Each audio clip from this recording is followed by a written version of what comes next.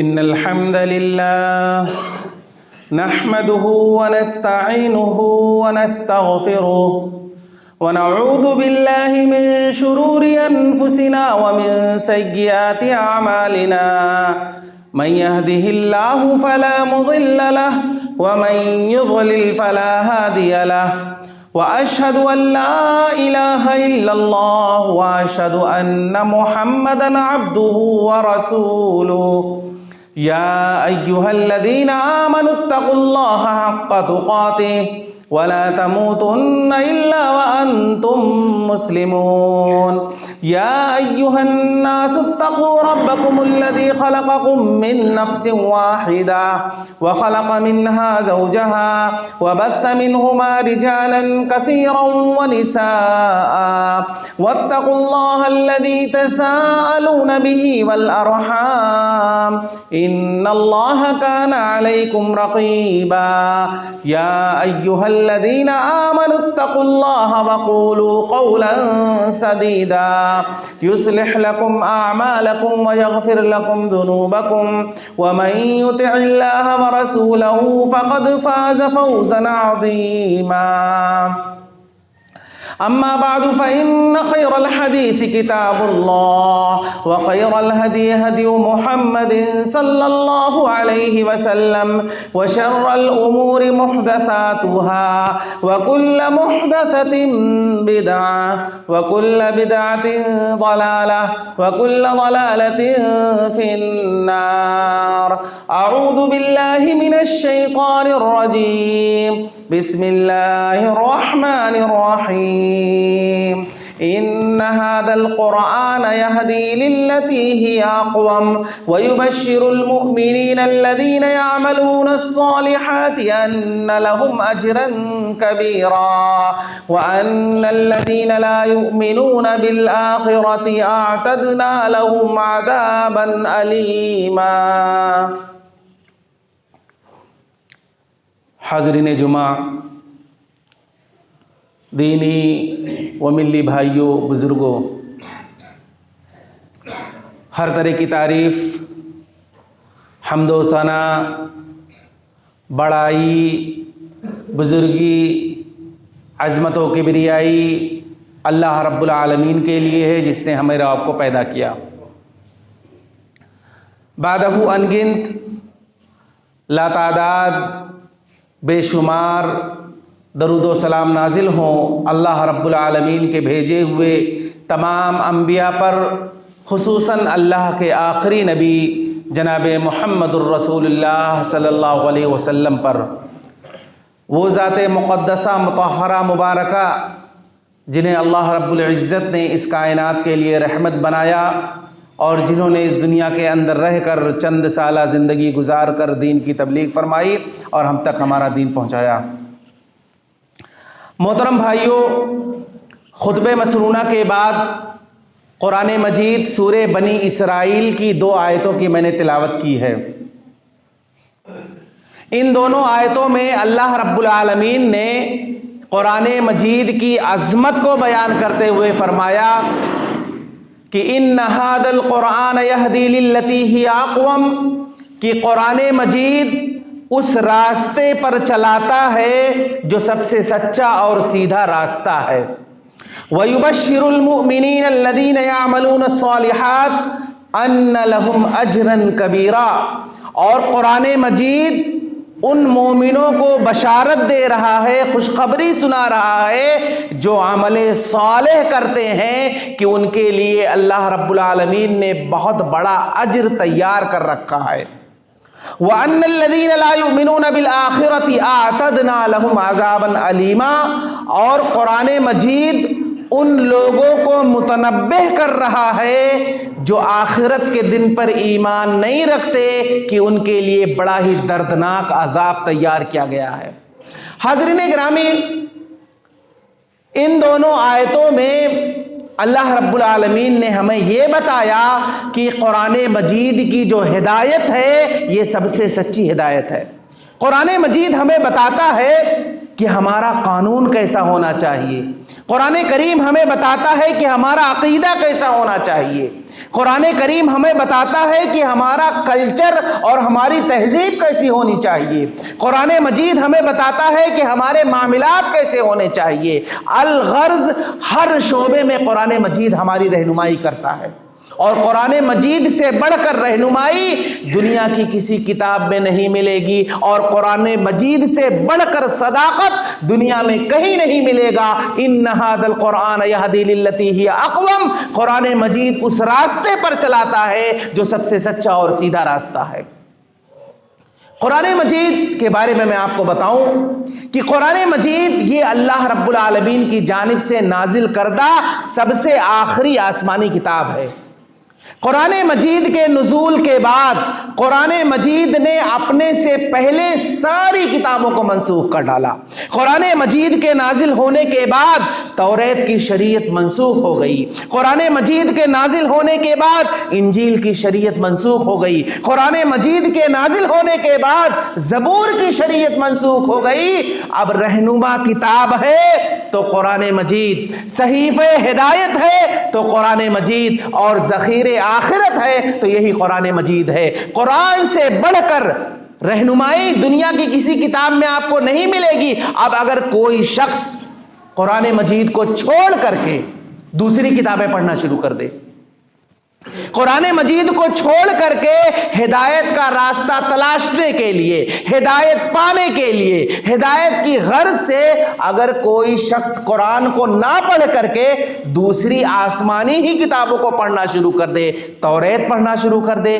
زبور پڑھنا شروع کر دے، انجیل پڑھنا شروع کر دے، یہ سوچ کر کے کہ یہ بھی تو اللہ رب العالمین نے اتارا ہے، یہ بھی تو اللہ رب العالمین کی نازل کردہ کتاب ہے، لاؤ اس کو ہم پڑھیں، اس کا مطالعہ کریں، ہو سکتا ہے کہ ہماری رہنمائی، ہماری ہدایت ہمیں ان کتابوں میں مل جائے،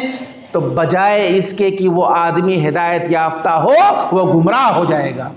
اس لیے کہ قرآن مجید نازل ہونے کے بعد قرآن مجید نے اپنے سے پہلی ساری کتابوں کو منسوخ کر دیا، رد کر دیا۔ تو اگر ہدایت چاہیے، سیدھے راستے کی تلاش ہے، ہدایت پانا چاہتے ہیں، ہدایت حاصل کرنا چاہتے ہیں، قرآن مجید کو پڑھیے، اسی کتاب کے ذریعے سے آپ کو ہدایت ملے گی۔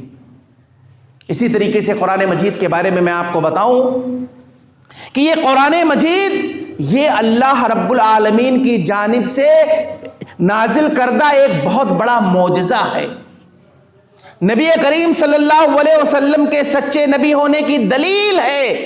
کہ آپ صلی اللہ علیہ وسلم اللہ کے پیغمبر ہیں، اللہ رب العالمین نے آپ کو یہ قرآن مجید عطا کیا۔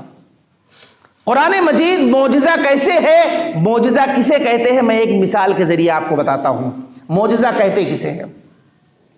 نبی کریم صلی اللہ علیہ وسلم کے بارے میں آتا ہے کہ اللہ کے نبی صلی اللہ علیہ وسلم کو اللہ رب العالمین کی جانب سے ایک روایت کے مطابق 1000 معجزے دیے گئے تھے، اور دوسری روایت کے مطابق 3000 معجزے اللہ کے نبی صلی اللہ علیہ وسلم کو دیے گئے تھے۔ ایک مثال میں آپ کے سامنے پیش کرتا ہوں معجزے کو سمجھانے کے لیے۔ اللہ کے نبی صلی اللہ علیہ وسلم ایک مرتبہ سفر پر نکلے،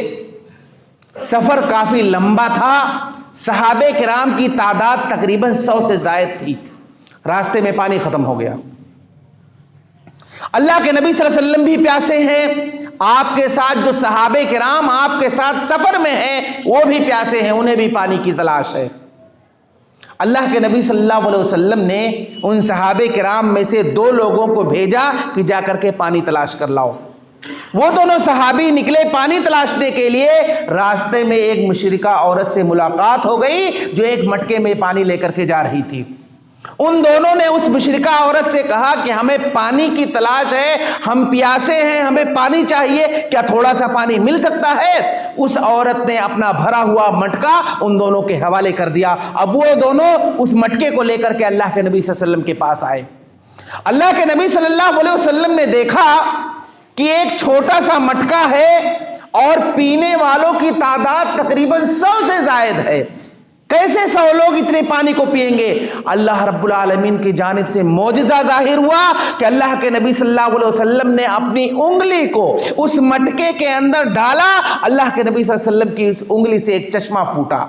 اس قدر پانی نکلا، اس قدر پانی نکلا کہ اس موقع پر اللہ کے نبی صلی اللہ علیہ وسلم نے اعلان کیا، کہا جسے پینے کی ضرورت ہے، جو پینا چاہتا ہے وہ پی لے، جسے کپڑے دھونے کی ضرورت ہے وہ کپڑا دھل لے، جسے غسل کرنے کی حاجت ہے وہ غسل کر لے، جسے پانی جمع کرنا چاہتا ہے وہ پانی جمع کر لے۔ راوی حدیث کہتے ہیں کہ اس چھوٹے سے مٹکے سے اللہ کے نبی صلی اللہ علیہ وسلم کے اللہ رب العالمین کی جانب سے جو معجزہ ظاہر ہوا تھا، اور اس پانی کے ذریعے سے تمام صحابہ کرام نے اپنی ضرورتیں پوری کر لی، لیکن اس بھرے ہوئے مٹکے میں ذرہ برابر کمی نہیں آئی، ذرہ برابر کمی نہیں آئی۔ سارے لوگوں نے جب اپنی ضرورتیں پوری کر لی تو اللہ کے نبی صلی اللہ علیہ وسلم نے کہا کہ کیا کوئی اور اپنی ضرورت پوری کرنا چاہتا ہے؟ سب نے کہا اللہ کے نبی صلی اللہ علیہ وسلم ہماری ضرورت پوری ہو گئی۔ اللہ کے نبی صلی اللہ علیہ وسلم نے اس عورت کا جو بھرا ہوا مٹکا اس نے جیسا دیا تھا ویسے ہی اللہ کے نبی صلی اللہ علیہ وسلم نے اسے واپس کر دیا۔ جب وہ جانے لگی تو اللہ کے نبی صلی اللہ علیہ وسلم نے صحابہ کرام سے کہا کہ اس عورت نے عین وقت پہ تمہاری مدد کی ہے، تم اس کے احسان کا بدلہ چکا دو۔ راوی حدیث کہتے ہیں کہ کسی کے پاس کھجور تھا، کسی کے پاس ستو کا آٹا تھا، جس کے پاس جو کچھ تھا وہ سب کچھ دے کر کے اسے اجرت کے طور پر دیا اور وہ چلی گئی۔ لمبا واقعہ ہے، لمبا واقعہ ہے صحیح بخاری کے اندر، لیکن یہ پورا واقعہ میں چونکہ یہاں نہیں بیان کر سکتا، صرف بیان اس لیے میں نے یہ واقعہ کیا ہے معجزہ بتانے کے لیے کہ معجزہ کہتے کسے ہیں۔ تو اسی طرح سے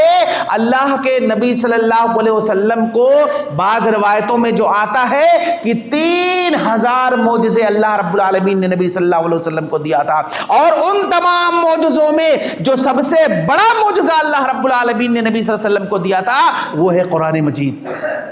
قرآن مجید یہ بہت بڑا معجزہ ہے۔ کفار مکہ اللہ کے نبی صلی اللہ علیہ وسلم سے بار بار یہ کہا کرتے تھے اور یہ کہتے تھے کہ ہم آپ پر ایمان اس وقت تک نہیں لائیں گے، آپ کو نبی اس وقت تک تسلیم نہیں کریں گے جب تک آپ ہمارے سامنے معجزہ ظاہر نہیں کرو گے۔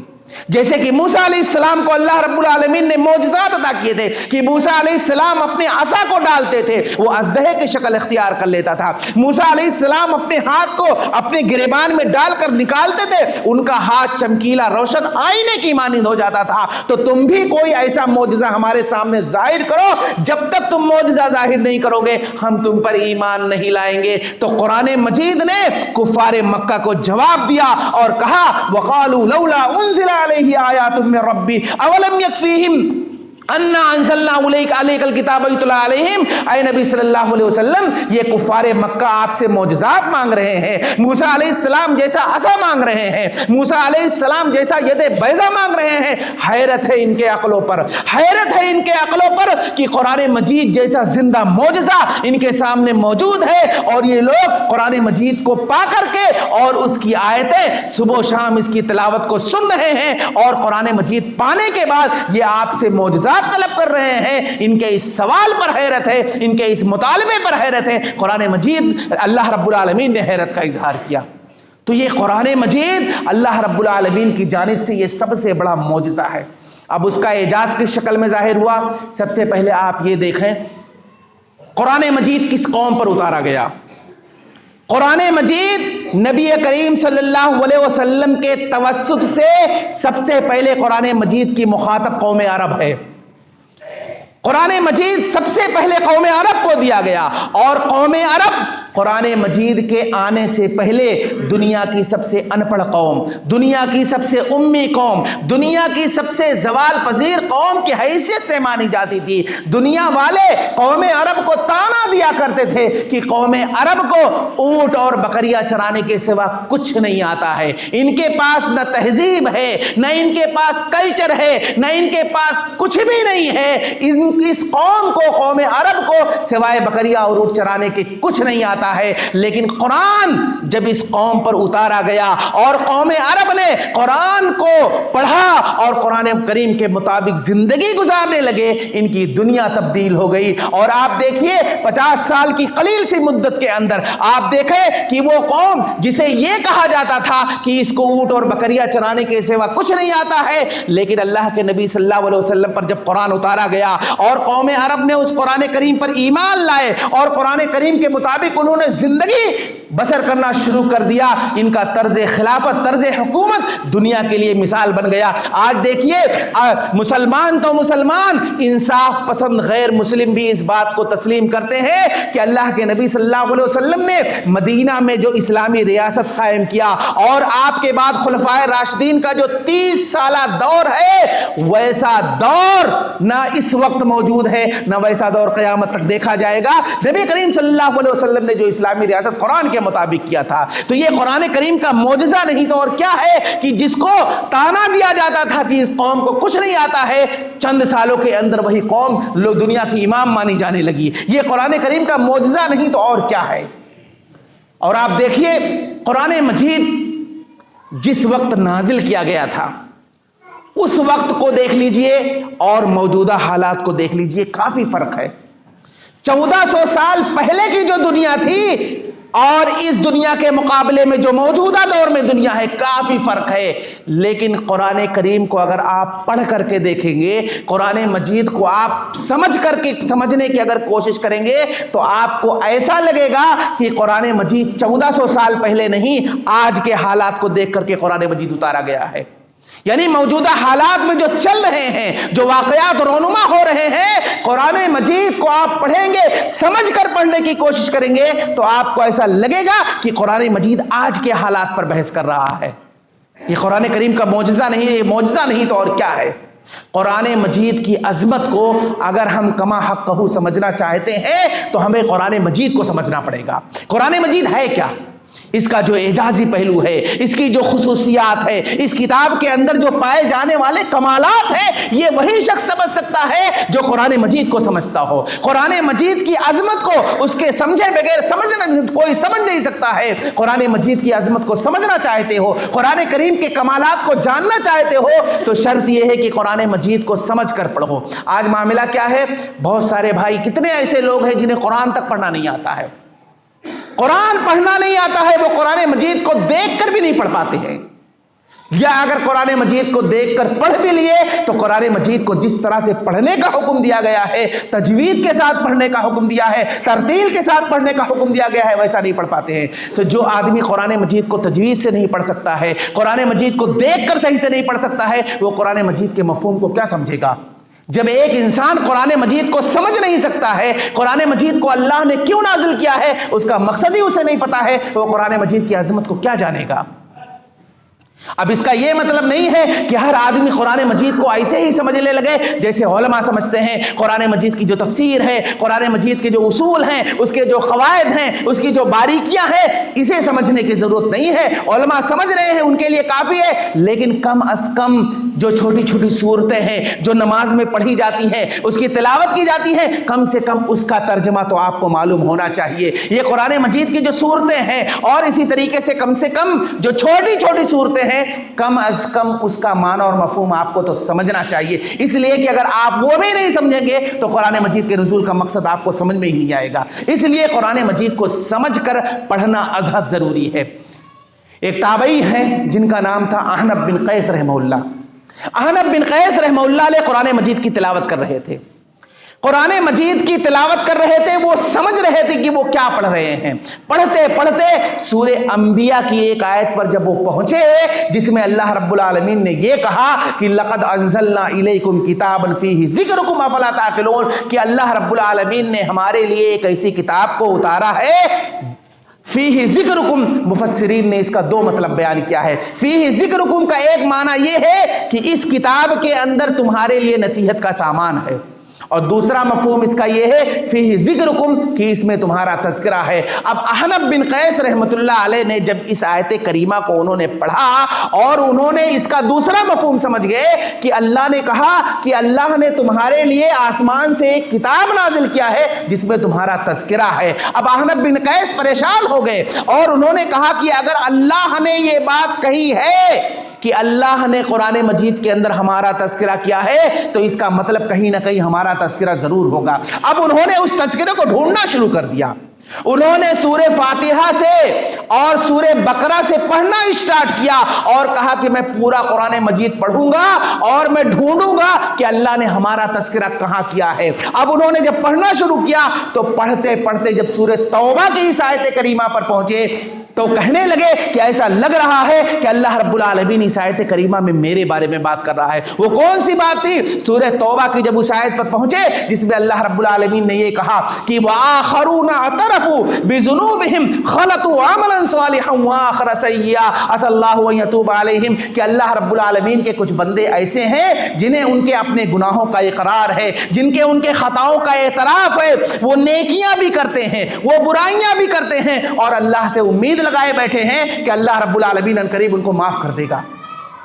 جب وہ اس آیت کریمہ پر پہنچے تو احنف بن قیس کہتے ہیں کہ ایسا لگ رہا تھا کہ اللہ رب العالمین میرے بارے میں تذکرہ کر رہا ہے، ایسا لگ رہا تھا کہ یہ باتیں اللہ رب العالمین میرے بارے میں بیان کر رہا تھا۔ تو آپ بھی اگر قرآن مجید کو سمجھ کر پڑھنے کی کوشش کریں گے، قرآن مجید کو ترجمے سے اور اس میں غور کرنے کی کوشش کریں گے تو بہت ساری باتیں آپ کو بھی مل جائیں گی، ایسا لگے گا کہ اللہ رب العالمین آپ کے بارے میں یہ بات کہہ رہا ہے۔ تو قرآن مجید کو کی عظمت کو کما حقہ اگر ہم سمجھنا چاہتے ہیں تو قرآن مجید کو تجوید کے ساتھ، ترتیل کے ساتھ ساتھ اسے ہمیں سمجھ کر پڑھنا ضروری ہے۔ اسی طریقے سے قرآن مجید کی ایک اور خصوصیت، قرآن مجید اگر کوئی انسان کسی مصیبت میں پھنس گیا ہے، کسی پریشانی میں آ گیا ہے اور اسی طریقے سے کسی مصیبت کا شکار ہے، اب اگر قرآن مجید کی چند آیتیں پڑھ کر کے وہ اللہ رب العالمین سے اگر مدد مانگتا ہے، اللہ رب العالمین اس کی مصیبت کو دور کر دیتا ہے۔ میں آپ کو ایک واقعہ بتاتا ہوں، ایک واقعہ علامہ قرطبی رحمۃ اللہ علیہ، علامہ قرطبی رحمۃ اللہ علیہ انہوں نے قرآن کی تفسیر لکھی ہے اور اس تفسیر کا نام ہے تفسیر القرطبی۔ یہ بغداد کے رہنے والے تھے۔ انہوں نے جب قرآن کریم کی تفسیر، جہاں مکمل کی تفسیر لکھی ہے، تفسیر سے پہلے مقدمے میں انہوں نے اپنا ایک واقعہ بیان کیا ہے کہ یہ بغداد کے رہنے والے تھے اور یہ اس دور کے تھے کہ جس وقت بغداد میں تاتاری قوم کا حملہ ہوا تھا اور تاتاری قوم جس وقت مسلمانوں کو چن چن کر کے بغداد میں مار رہی تھی، قتل کر رہی تھی۔ علامہ قرطبی رحمۃ اللہ علیہ اسی دور کے تھے۔ روایت کے اندر آتا ہے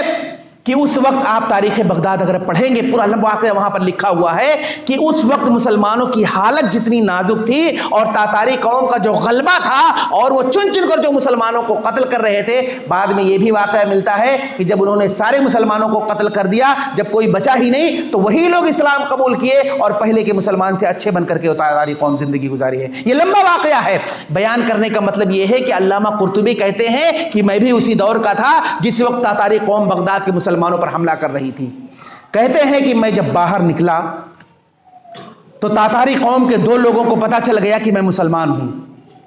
اب ان لوگوں نے میرا پیچھا کرنا شروع کیا۔ کہتے ہیں جب مجھے یہ احساس ہوا کہ یہ لوگ مجھے قتل کرنا چاہتے ہیں، تلوار لے کر کے اپنے گھر سے آئے میرا پیچھا کرنے کے لیے، کہتے ہیں میں اپنی جان بچا کر کے بھاگا اور جب میں بھاگا تو یہ لوگ مجھے دوڑانے لگے۔ کہتے ہیں جب تک میرے اندر ہمت تھی، جب تک میرے اندر طاقت تھی، جب تک میرے اندر سکت تھی، میں بھاگتا گیا۔ جب میری طاقت جواب دے گئی، کہتے ہیں کہ میں وہیں بیٹھ گیا اور جیسے ہی بیٹھا قرآن مجید کی آیت کریمہ پڑھنے لگا، وَجَعَلْنَا مِن بَيْنِ أَيْدِيهِمْ صدا ومن خلفهم صدا فاغشيناهم فهم لا يبصرون کہ اللہ نے کہا کہ ہم نے ان کے دائیں جانب رکاوٹ پیدا کر دی، ہم نے ان کے بائیں جانب رکاوٹ پیدا کر دی اور ہم نے انہیں اندھا کر دیا، فهم لا يبصرون، یہ دیکھ نہیں سکتے تھے۔ علامہ قرطبی کہتے ہیں کہ میری حیرت کی انتہا نہ رہی کہ جیسے ہی سورہ یاسین کی آیت کریمہ پڑھ کر کے میں وہیں بیٹھا اور اللہ سے مدد مانگنے لگا، تاتاری قوم کے دو لوگ جو تلوار لے کر کے میرا پیچھا کر رہے تھے،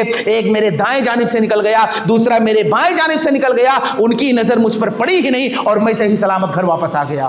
تو اس طرح سے قرآن مجید کے ایسے حیرت انگیز کرشمے اگر آپ کو مل جائیں گے اگر آپ قرآن مجید کو سمجھ کر پڑھیں گے اور اسی طریقے سے قرآن مجید کو سمجھنے کی کوشش کریں گے، تو اگر قرآن مجید پر آپ کا مکمل طور سے ایمان ہے، آپ قرآن مجید کے حقوق کو ادا کر رہے ہیں، تو اس میں سے ایک حق یہ ہے کہ آپ اسے سمجھ کر پڑھیں۔ جب آپ سمجھ کر پڑھیں گے تو آپ اگر کسی مصیبت میں پریشان ہیں یا کسی مصیبت زدہ ہیں یا کسی مصیبت میں پھنس گئے ہیں، اللہ رب العالمین آپ کو اس قرآن کے ذریعے سے مدد کرے گا۔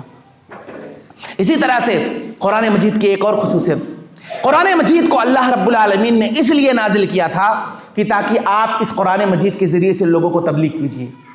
لوگوں کو اسلام کی طرف بلائیے، لوگوں کو توحید کی طرف بلائیے، جو لوگ گمراہ ہو چکے ہیں انہیں ہدایت کی طرف بلائیے۔ اسی طریقے سے جو لوگ بے نمازی ہیں انہیں نمازی بنانے کے لیے آپ ان کو مسجدوں تک قرآن کریم کے ذریعے سے لائیے۔ اللہ الہ واحد کی طرف لوگوں کو بلائیے، کس کے ذریعے سے؟ اسی قرآن مجید کے ذریعے سے۔ اللہ نے قرآن مجید کو اسی لیے نازل کیا ہے، اور ایک مقصد قرآن مجید کا اس میں یہ بھی تھا کہ قرآن مجید یہ اللہ کے نبی صلی اللہ علیہ وسلم کا تذکرہ، آپ صلی اللہ علیہ وسلم کے زندگی کے حالات اسی قرآن مجید کے اندر بیان کیے گئے۔ بسا اوقات اللہ کے نبی صلی اللہ علیہ وسلم اگر غمزدہ ہوتے تھے، آپ صلی اللہ علیہ وسلم کبھی پریشان ہو جاتے تھے، آپ صلی اللہ علیہ وسلم کو کبھی بہت زیادہ تکلیف ہوتی تھی، تو اللہ رب العالمین قرآن کریم کی آیت کریمہ نازل کر کے آپ کو تسلی دیتا تھا، سکون پہنچاتا تھا۔ آپ دیکھیے اللہ کے نبی صلی اللہ علیہ وسلم نے ایک مرتبہ اللہ رب العالمین سے شکایت کی۔ وہ شکایت کیا تھی؟ وہ شکایت یہ تھی کہ اللہ رب العالمین، میں جب تبلیغ کرتا ہوں، لوگوں کو دعوت دیتا ہوں، لوگوں کو اسلام کی طرف بلاتا ہوں، تو غیر میری بات مانے نہ مانے مجھے اس سے نہیں فرق پڑتا ہے، لیکن جو میرے رشتہ دار ہیں، میرے جو اعزا ہیں، میرے جو اقربا ہیں، میرے جو رشتہ دار ہیں، ابو لہب جو نبی صلی اللہ علیہ وسلم کا سگا چچا، جب وہ آ کر کے سامنے سے گالیاں دیتا تھا، وہ آ کر کے اللہ کے نبی صلی اللہ علیہ وسلم کو جب برا بھلا کہتا تھا، تو اللہ کے نبی صلی اللہ علیہ وسلم کو زیادہ تکلیف ہوتی تھی۔ ایک مرتبہ اللہ کے نبی صلی اللہ علیہ وسلم خاموش بیٹھے تھے اور اللہ رب العالمین سے شکوہ کرنے لگے کہ یہ میرے رشتہ دار جب مجھے آ کر کے مجھے گالیاں دیتے ہیں، مجھے تبلیغ سے روکتے ہیں، تو مجھے زیادہ تکلیف ہوتی ہے۔ اللہ رب العالمین نبی کریم صلی اللہ علیہ وسلم کو تسلی دینے کے لیے، آپ کو سکون پہنچانے کے لیے اللہ نے سورہ یوسف نازل کر دیا۔ نبی صلی اللہ علیہ وسلم پریشان ہیں، اللہ نے تسلی کے لیے سورہ یوسف نازل کر دیا، اور سورہ یوسف نازل کرنے کے بعد اللہ رب العالمین نے اس سورت کے اندر حضرت یوسف علیہ السلام کا قصہ بیان کرنا شروع کر دیا، اور نبی صلی اللہ علیہ وسلم کو تسلی دینے لگا کہ اے نبی صلی اللہ علیہ وسلم، اگر آپ کے رشتہ دار آپ کو دکھ دے رہے ہیں، آپ کے رشتہ دار آپ کو پریشان کر رہے ہیں، تو آپ کو پریشان ہونے کی ضرورت نہیں ہے۔ یہ دیکھیے آپ سے پہلے ایک نبی اور گزرے ہیں جن کا نام تھا یوسف، اور ان کے ساتھ ان کے سگے بھائیوں نے کیا کیا؟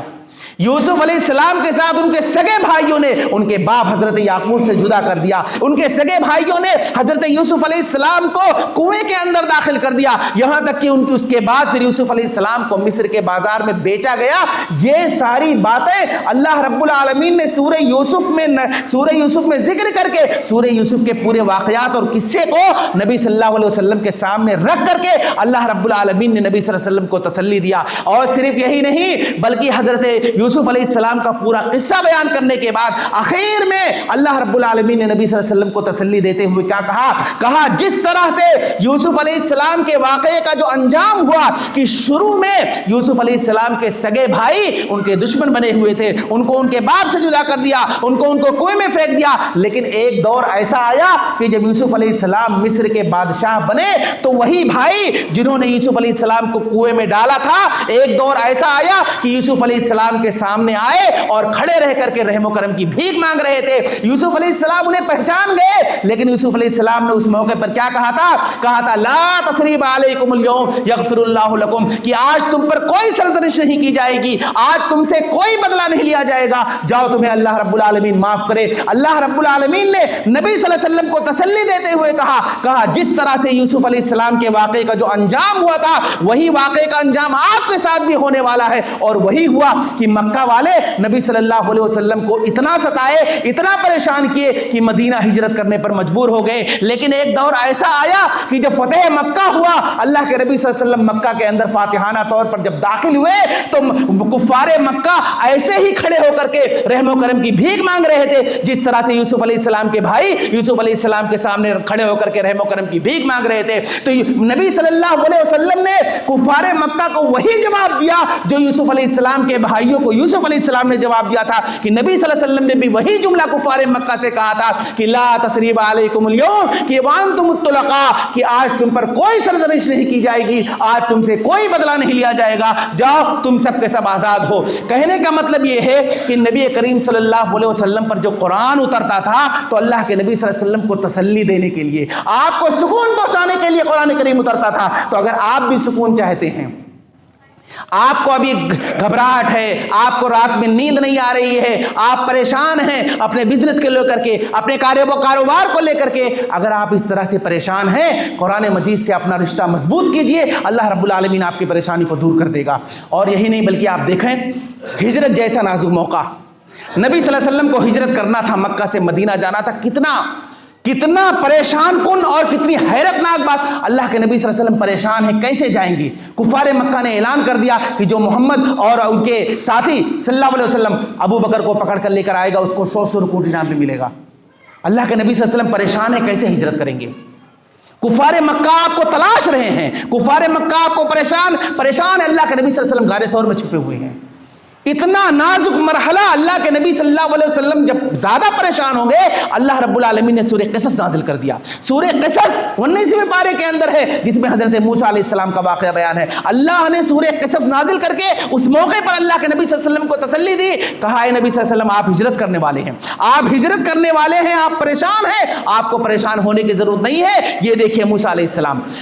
السلام نے جب ایک قبطی کو موسیٰ علیہ السلام نے گھوسا مارا جس کی وجہ سے اس کا انتقال ہو گیا تھا، تو اس وقت وہاں پر موسیٰ علیہ السلام کو مصر کی پولیس جب ڈھونڈ رہی تھی تو مدین ہجرت کرنے پر جو مجبور ہو گئے تھے، وہ سارا واقعہ سورہ قصص کے اندر ہے۔ 19ویں پارے کے اندر یہ ساری باتیں موجود ہیں۔ اللہ رب العالمین نے اس موقع پر یہ آیت کریمہ نے سورت نازل کر کے نبی صلی اللہ علیہ وسلم کو تسلی دیا، کہا آپ ہجرت کر رہے ہیں تو آپ پریشان ہیں، آپ کو پریشان ہونے کی ضرورت نہیں ہے۔ موسیٰ علیہ السلام کو دیکھیے، ان کو بھی جب ہجرت کرنا پڑ رہا تھا تو یہ بھی پریشان تھے، تو ان کو دیکھ کر آپ تسلی لیجئے۔ تو کہنے کا مطلب یہ ہے کہ قرآن مجید یہ تسلی والی کتاب ہے، قرآن مجید یہ سکون پہنچانے والی کتاب ہے۔ اللہ رب العالمین آیتیں نازل کر کے نبی صلی اللہ علیہ وسلم کو سکون پہنچاتا تھا، تو آپ بھی قرآن مجید سے رشتہ مضبوط کیجئے اور مصیبت اور پریشانی کے وقت قرآن مجید کو پڑھیے، اللہ رب العالمین آپ کو بھی سکون دے گا۔ اسی طریقے سے ایک آخری بات، قرآن مجید یہ جب نازل کیا جا رہا تھا تو اللہ کے نبی صلی اللہ علیہ وسلم پر جب کفار مکہ حملہ کرتے تھے تو اللہ کے نبی صلی اللہ علیہ وسلم پر یہ آیتیں نازل کر کے اللہ نے کہا کہ آپ اس قرآن مجید کے ذریعے سے اپنا دفاع کیجئے۔ قرآن کریم کی آیت کریمہ اتری کہ فَلَا تُطِعِ الْكَافِرِينَ وَجَاهِدُهُمْ بِهِ جِهَادًا كَبِيرًا، کہ نبی صلی اللہ علیہ وسلم آپ ان کافروں کی بات نہ مانیے اور ان سے بڑا جہاد کیجئے۔ اب یہ قرآن مجید میں جہاد کا لفظ آیا ہے، لوگ اس کا غلط مفہوم بیان کرتے ہیں، جبکہ مفسرین نے لکھا ہے کہ وَجَاهِدُهُمْ بِهِ جِهَادًا كَبِيرًا سے مراد دعوت و تبلیغ ہے۔ یہ مکی آیت ہے، مکہ کے اندر کون سا جہاد ہوا ہے؟ مکہ کی پوری تاریخ 13 سالہ زندگی پڑھ ڈالیے، کیا کسی صحابی نے کسی کافر کو برا بھلا کہا ہو؟ 13 سالہ زندگی کے اندر کیا اللہ کے نبی صلی اللہ علیہ وسلم نے کسی صحابی سے کہا ہو کہ کسی کافر کو مارو؟ کوئی واقعہ آپ کو نہیں ملے گا۔ اور یہ آیت کریمہ مکی آیت ہے، مفسرین نے لکھا ہے کہ اس آیت کریمہ سے مراد یہ ہے کہ آپ اس قرآن کریم کے ذریعے سے تبلیغ کیجئے اور دفاع کیجئے۔ آپ دیکھیے اللہ کے نبی صلی اللہ علیہ وسلم کی پوری مکی زندگی پڑھ ڈالیے، صحابہ کرام جو اللہ کے نبی صلی اللہ علیہ وسلم کے ساتھ تھے 13 سالہ مکی زندگی پڑھ ڈالیے، آپ دیکھیے وہاں ظلم تھا، وہاں زیادتی تھی، وہاں سرکشی تھی، وہاں اظہار ثانیہ تھی، وہاں بڑے بڑے چیلنجز تھے، وہاں ابو جہل تھا، وہاں ابو لہب تھا، وہاں نضر بن حارث تھا، وہاں ولید بن مغیرہ تھا، وہاں دشمنیاں تھی، وہاں عداوتیں تھی، وہاں نفرتیں تھی۔ اللہ رب العالمین نے کہا اگر ان سب کا مقابلہ کرنا ہے تو قرآن مجید کے ذریعے سے کیجیے۔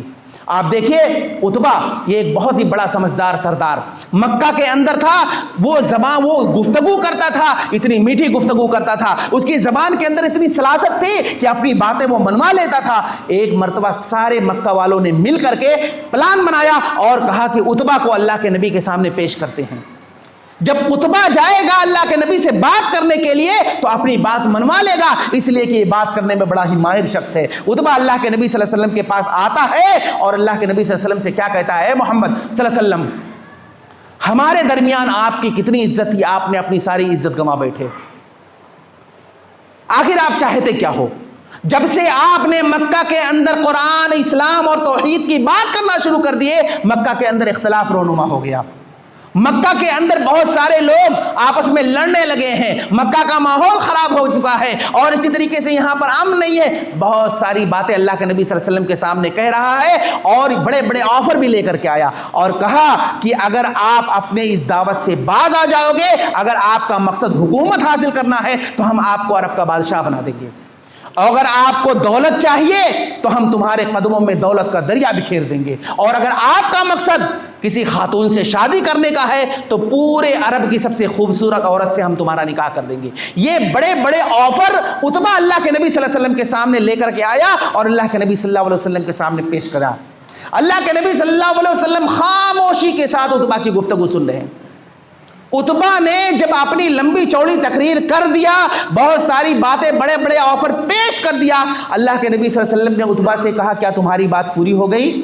اس نے کہا کہ ہاں میری بات مکمل ہو گئی. اللہ کے نبی صلی اللہ علیہ وسلم نے کہا کہ اب میرا جواب سنو. اللہ کے نبی صلی اللہ علیہ وسلم نے عتبہ کے لمبی چوڑی تقریر کے جواب میں آپ نے کوئی لمبی چوڑی تقریر نہیں کی, نہ عتبہ کی گفتگو کا جواب اپنی گفتگو سے دیا. اللہ کے نبی صلی اللہ علیہ وسلم عتبہ کے سامنے قرآن پڑھنے لگے اور قرآن حامیم سورہ فصلت پڑھنے لگے. پڑھتے پڑھتے جب قرآن کریم کی اس آیت کریمہ پر پہنچے کہ فَإِنْ أَعْرَضُوا فَقُلْ أَنذَرْتُكُمْ صَاعِقَةً مِثْلَ صَاعِقَةِ عَادٍ وَثَمُودَ, کہ اے نبی صلی اللہ علیہ وسلم آپ ان کافروں سے کہہ دیجئے کہ اگر انہوں نے آپ کی بات نہیں مانی تو ان کا وہی انجام ہوگا جو قوم عاد اور قوم سمود کا اللہ نے کیا ہے. اب عتبہ کو پتا تھا کہ قوم عاد اور قوم سمود کا انجام اللہ نے کیا کیا ہے, اور عتبہ کو یہ بھی پتا تھا کہ نبی صلی اللہ علیہ وسلم جو بات کہہ رہے ہیں وہ ہو کر رہے گی. اللہ کے نبی صلی اللہ علیہ وسلم نے جیسے ہی اس آیت کریمہ پر پہنچے, عتبہ نے اپنا فوراً ہاتھ اللہ کے نبی صلی اللہ علیہ وسلم کے منہ پر رکھ دیا اور کہا بس کرو محمد بس کرو. اللہ کے نبی صلی اللہ علیہ وسلم کو پڑھنے نہیں دیا, کیونکہ اسے پتا تھا قرآن مجید کو وہ سمجھ رہا تھا, اس کے آیت اور مفہوم کو سمجھ رہا تھا, اور وہاں سے فوراً اپنے سر کو جھکایا اور وہاں سے چلتا بنا. مکہ والے بیٹھ کر کے انتظار کر رہے تھے کہ وہ عتبہ تو بڑا ہی اچھا اور بڑا ہی سمجھدار سردار ہے, کوئی نہ کوئی تو رزلٹ ضرور لے کر کے آئے گا. لیکن عتبہ جب مکہ کے کافروں کے پاس اپنے سر کو جھکا کر کے پہنچا, لوگ دیکھ کر سمجھ گئے اور کہے کہ دیکھو عتبہ کو کیا ہو گیا ہے, ای تو محمد کا جادو اس پر بھی چڑھ گیا ہے. کہنے کا مطلب یہ ہے کہ اللہ کے نبی صلی اللہ علیہ وسلم کے دور میں جس وقت کفار مکہ آپ پر حملہ کرنے کی کوشش کرتے تھے یا کوئی معاملات ہوتے تھے, اللہ کے نبی صلی اللہ علیہ وسلم اسی قرآن کے ذریعے سے دفاع کرتے تھے. اللہ کے نبی صلی اللہ علیہ وسلم نے عتبہ کے سامنے چند آیتیں صرف پڑھی, اس کی حالت خراب ہو گئی, اور جو وہ ماہر بن کر کے آیا تھا کہ میں ابھی ان کو ہرا دوں گا, اس کی حالت خراب ہو گئی. کہنے کا مطلب یہ ہے کہ قرآن مجید کی بہت ساری خصوصیات ہیں. قرآن مجید کو اللہ رب العالمین نے نازل کیا ہے, آپ اس کو سمجھ کر پڑھیں, اس کو آپ تجوید کے ساتھ پڑھیں, اس کو آپ ترتیل کے ساتھ پڑھیں, اس کو آپ سمجھ کر پڑھنے کی کوشش کریں گے, آپ کی زندگی تبدیل ہو جائے گی. لیکن اگر آپ قرآن مجید کو آپ نے نہیں سمجھا یا قرآن مجید کے مطابق زندگی نہیں گزاری, تو یہ دو سزا بیان کر کے اپنی بات ختم کر دوں گا کہ اللہ رب العالمین نے دو سزا سنایا ہے, ایک سزا دنیا میں اور ایک سزا آخرت میں. دنیاوی سزا کیا ہے؟ اللہ رب العالمین جو قرآن مجید کے مطابق زندگی نہیں گزارے گا, اللہ اس کے رزق کو تنگ کر دے گا. مہینے میں 5 لاکھ روپیہ بھی اگر کوئی کمائے گا خوش نہیں رہے گا, اور اس کے یہاں ہمیشہ رزق کو لے کر کے وہ پریشان حال رہے گا. دنیاوی سزا ہے اللہ رب العالمین رزق کو تنگ کر دے گا. اور دوسری سزا اللہ رب العالمین نے کیا کہا؟ آخرت میں اسے اندھا اٹھائے گا. وَمَنْ أَعْرَضَ عَنْ ذِكْرِي فَإِنَّ لَهُ مَعِيشَةً ضَنْكًا وَنَحْشُرُهُ يَوْمَ الْقِيَامَةِ أَعْمَى قَالَ رَبِّ لِمَ حَشَرْتَنِي أَعْمَى وَقَدْ كُنْتُ بَصِيرًا قَالَ كَذَلِكَ أَتَتْكَ آيَاتُنَا فَنَسِيتَهَا وَكَذَلِكَ الْيَوْمَ تُنسَى, کہ اللہ رب العالمین سے وہ کہے گا اے اللہ رب العالمین دنیا میں تو میرے پاس آنکھیں تھی, آخرت میں اندھا کیسے ہو گیا؟ اللہ کہے گا دنیا میں تو نے میرے قرآن کو بھلا دیا, قرآن کریم کے مطابق زندگی نہیں گزاری, اس لیے میں نے تجھے اندھا کر دیا. اخروی سزا یہ ہے کہ قرآن مجید کے مطابق جو زندگی نہیں گزارے گا اللہ اس کو اندھا کر دے گا. تو یہ سزا ہے. اس لیے ہمیں قرآن مجید کی جو خصوصیات ہیں, قرآن مجید کی جو حقوق ہیں, اسے ہمیں سمجھنے کی ضرورت ہے, اور اسی کے مطابق پھر قرآن مجید کو ہمیں سیکھنے کی ضرورت ہے, سمجھنے کی ضرورت ہے, اسے پڑھنے کی ضرورت ہے, اور اس کے مطابق زندگی گزارنے کی ضرورت ہے. تب ہماری دنیا بھی اچھی ہوگی اور آخرت میں بھی اللہ رب العالمین کیا ہے اس کا بہترین بدلہ دے گا. اللہ رب العالمین سے دعا ہے کہ اللہ رب العالمین ہم تمام لوگوں کو نیک بنائے,